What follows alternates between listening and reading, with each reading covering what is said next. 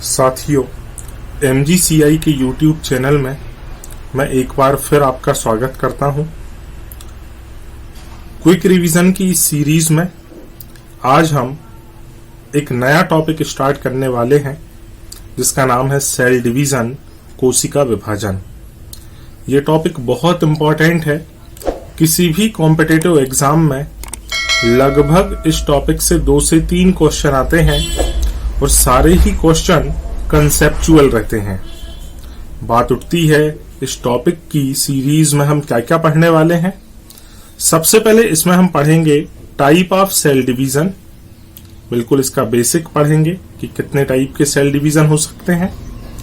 फिर मैं पढ़ाऊंगा रिक्वायरमेंट एंड रीजन, हमें कोशिका विभाजन करने की क्या आवश्यकता है और इसके क्या कारण हो सकते हैं।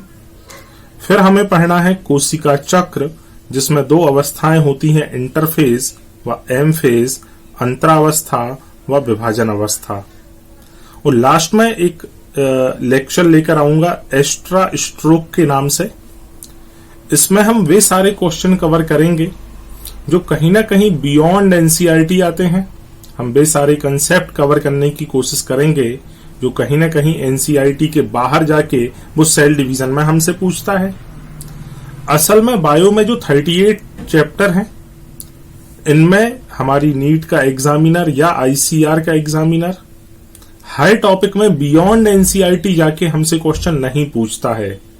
कुछ सिलेक्टेड टॉपिक हैं जिनमें वो एनसीईआरटी के बाहर जाके हमसे क्वेश्चन पूछेगा।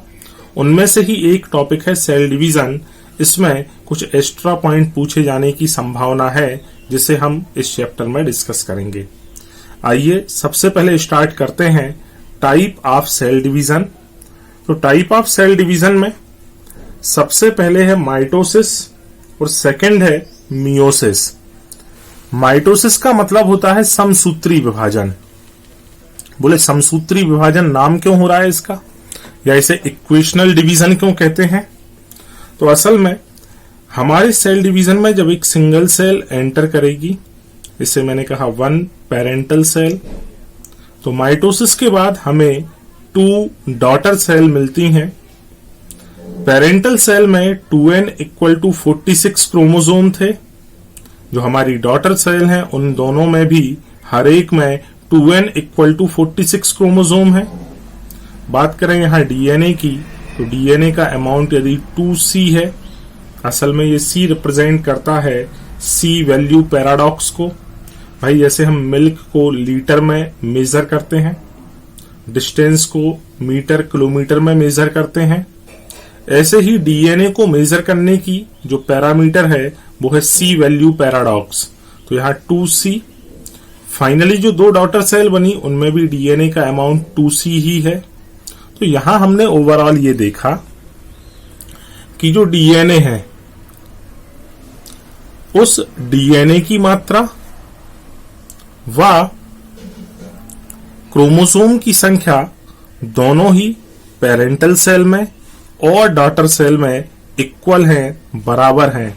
मतलब ऐसा विभाजन हुआ जिससे पैतृक कोशिका में जितने गुणसूत्र व डीएनए थे उतने ही गुणसूत्र व डीएनए पुत्री कोशिका में भी उपस्थित हैं। इसीलिए इसको सम विभाजन या इक्वेशनल डिवीजन कहते हैं। नेक्स्ट है मियोसिस या अर्धसूत्री विभाजन। बोले ये कौन सी चीज है भाई अर्धसूत्री विभाजन। अर्धसूत्री विभाजन में एक पेरेंट सेल एंटर होती है, इससे बनती हैं 4 डॉटर सेल। पेरेंटल सेल में पैतृक कोशिका में 2n = 46 और डीएनए का अमाउंट 2C था, जबकि हमारी पुत्री कोशिका में हर एक के अंदर 23 गुणसूत्र हैं और डीएनए की मात्रा C है। यहाँ 46 गुणसूत्र थे, यहाँ 23, मतलब आधे हो गए हैं।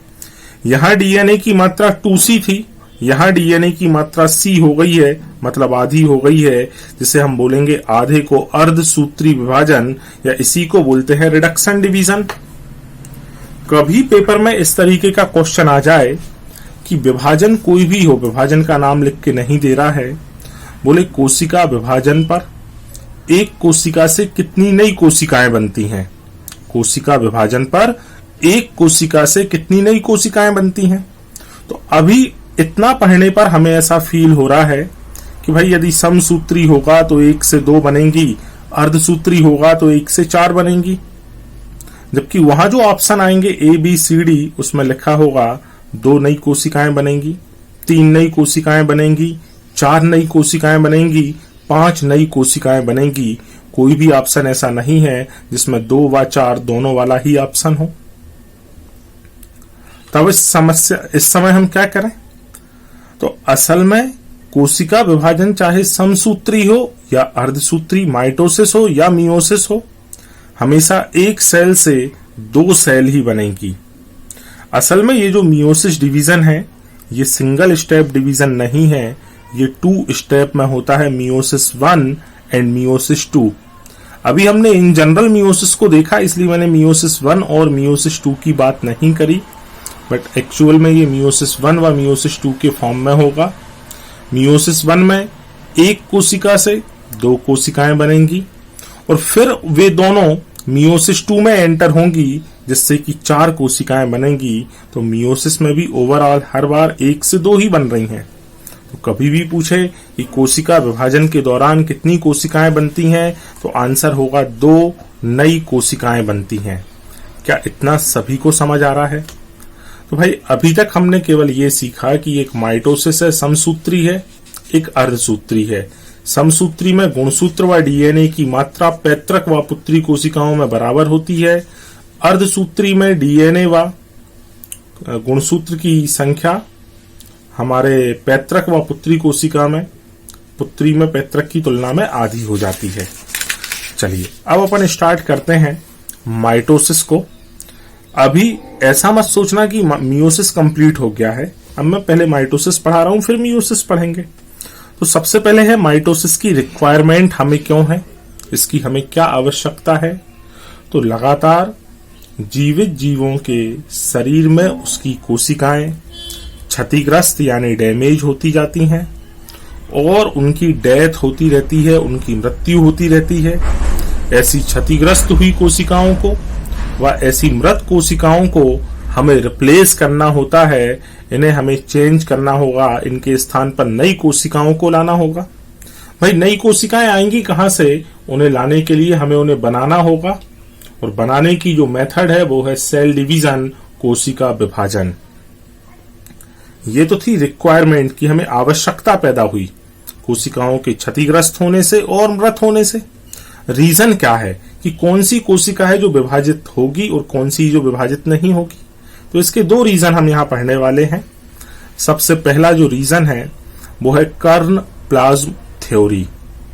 ये थ्योरी हार्टविग ने दी। किसने दी भाई? हार्टविग ने। इसे समझने से पहले एक छोटी सी कहानी समझना कि ये क्लास है, उस क्लास में पहले 10 स्टूडेंट थे। उन स्टूडेंट को बिठाने के लिए हमारे पास जो जगह थी वो 20 टेबल थी, इसका मतलब अभी भी 10 बेंच टेबल खाली हैं। 10 और बच्चे आ गए, पूरी 20 भर चुकी हैं, एक टीचर है। अब यदि और ज्यादा स्टूडेंट इस क्लास में एंटर होते जाएं तो टीचर भी इफिशिएंट तरीके से उस क्लास को कंट्रोल नहीं कर पाएगा, बच्चे भी इफिशिएंटली उस क्लास में बैठ नहीं पाएंगे। इसका मतलब है क्लास अपने साइज को बढ़ा रही थी। जब बढ़ाना स्टार्ट किया तो उसकी कंट्रोलिंग एफिशिएंट नहीं हो पाई, दक्ष तरीके से नहीं हो पाई। सेम यहां भी है कि कोशिका पहले छोटे आकार की थी, धीरे धीरे कोशिका का आकार बढ़ना चालू हुआ। कोशिका का आकार तो बढ़ता गया, जैसे यहां अपन देखें ये सेल बिल्कुल छोटे से साइज की है, ये इसका न्यूक्लियस। सेल का साइज बढ़ा, जिस रेशो में सेल का साइज बढ़ा उस रेशो में न्यूक्लियस इंक्रीज नहीं हो पाया। तब ये जो न्यूक्लियस है इस बड़े साइज की कोशिका के कोशिका द्रव्य को इफिशिएंट तरीके से कंट्रोल नहीं कर पा रहा था। दक्षता पूर्वक इसके नियंत्रण हेतु हमने इस कोशिका को 2 भागों में बांट दिया। तो कर्नप्लाज्म थ्योरी हमसे यही कहती है कि जब कैरियोप्लाज्मिक इंडेक्स, कैरियो मतलब न्यूक्लियस, प्लाज्मिक मतलब साइटोप्लाज्म, जब न्यूक्लियस और साइटोप्लाज्म का जो इंडेक्स है इसमें डिस्टरबेंस आ जाए, तब कोशिका विभाजन होता है। बोले ये कैरियोप्लाज्मिक इंडेक्स क्या है? तो ये है Vn upon Vc minus Vn, जिसमें Vn रिप्रेजेंट करता है वॉल्यूम ऑफ न्यूक्लियस को, Vc वॉल्यूम ऑफ सेल को।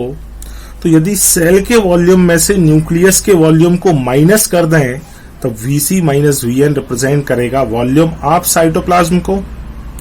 एक छोटी कोशिका को हम ले लें, स्मॉल सेल को ले लें, तो स्मॉल सेल का कैरियोप्लाज्मिक इंडेक्स हाई होता है। बोले हाई क्यों है? क्योंकि इस छोटी कोशिका में कोशिका द्रव्य भी कम है और इस कम कोशिका द्रव्य के सापेक्ष न्यूक्लियस थोड़ा सा बड़ा है, तो वो उसको आसानी से कंट्रोल कर पा रहा है। तो यहां देखें karyoplasmic index of small cell is high. बोले हाई कैसे मिलेगा? भाई जब नीचे वाली वैल्यू यदि छोटी हो जाए, ऊपर वाली वैल्यू यदि हल्की सी बड़ी हो जाए, तो इन दोनों का आंसर जो हमें मिलेगा वो बड़ा मिलेगा आंसर। तो आंसर कैसा आएगा? हाई। लेस साइटोप्लाज्म है, तब जो हमारा न्यूक्लियस है वो इफिशिएंट तरीके से इस छोटी कोशिका को कंट्रोल कर पा रहा है।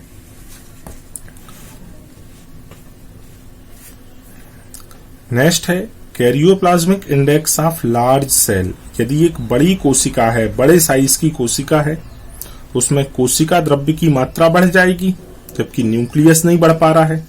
अब न्यूक्लियस अंश में और कोशिका द्रव्य नीचे की तरफ, इससे जब भाग करेंगे बड़ी संख्या से तो आंसर आएगा लो। तब जो हमारा न्यूक्लियस है, केंद्रक है, वो फेल हो चुका है साइटोप्लाज्म को कंट्रोल करने में। तब इस कंट्रोलिंग को फिर से अटेन करने के लिए, इसकी मेटाबॉलिज्म को फिर से एफिशिएंट तरीके से अटेन करने के लिए हमने इस बड़ी कोशिका को दो भागों में विभाजित कर दिया। तो कर्नप्लाज्म थ्योरी में हमने क्या देखा कि जब कोशिका अपने आकार में बढ़ती है तो कैरियोप्लाज्मिक इंडेक्स का मान जो है वो कम होते जाता है।